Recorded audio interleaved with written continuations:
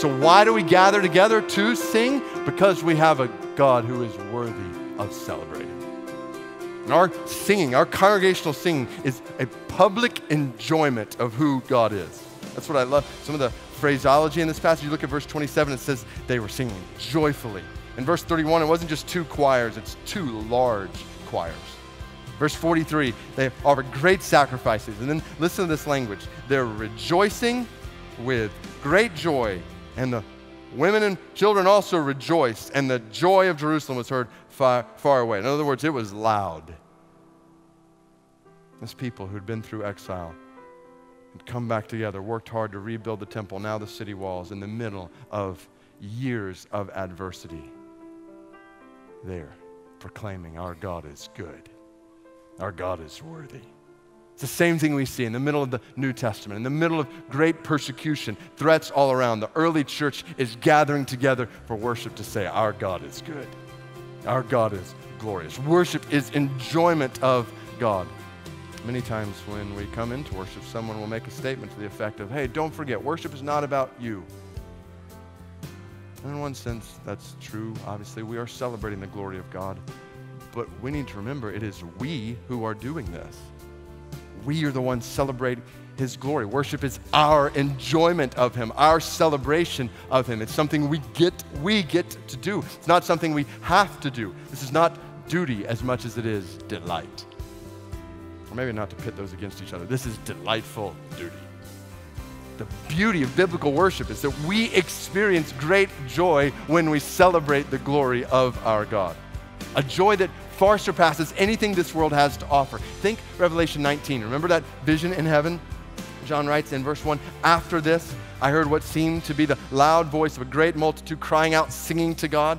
So after this, what is the after this? And this is a reference to the two chapters right before that, Revelation 17 and 18, which includes the destruction of Babylon. Remember, Babylon in the New Testament, imagery of the non-Christian, anti-Christian culture surrounding God's people throughout history, luring people away with worldly wealth and worldly pleasures and worldly pursuits, seducing people into spiritual adultery, spiritual idolatry. So here's the picture. In Revelation 19, you have the church in the middle of worldly Babylon. They're surrounded by all the pleasures, all the satisfaction, all the wealth, all the fame, all the luxury this world has to offer. And in the middle of it, the church is saying, no, our deepest joy, our deepest pleasure, our deepest satisfaction is not found in the things of this world. Our deepest joy, our deepest pleasure, our deepest satisfaction is found in the worship of our God.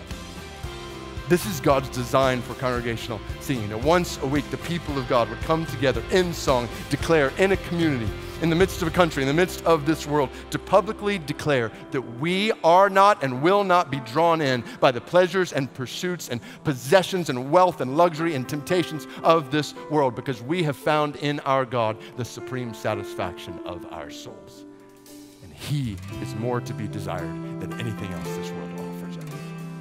When we gather together and we sing to God, we're saying amidst all the wealth and all the money and all the pursuits, pleasures, plaudits of this world, we're saying none of it compares to the glory of our God.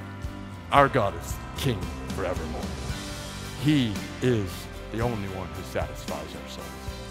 It's public enjoyment of who God is and thanksgiving for all that God has done. So over and over again in this picture, they thank God, not just for these walls, but for God's preservation of their lives, of their faith in verse 27, verse 31, verse 40, verse 46. And it's interesting. If we had time, we'd go back and look. You look back in chapter 2, it's around verse 13 when Nehemiah, before he leads out in the rebuilding of the walls, he's scouting out the city and he's going from gate to gate and he's seeing all the work that has to be done. I can only imagine this scene from his perspective, from the perspective of all those who saw the rubble that was there. Now they're standing up on top of it, singing, celebrating what God has done. Isn't it just pure joy in worship to look back at your life, to realize where you once were, where you could be, were it not for the grace of God?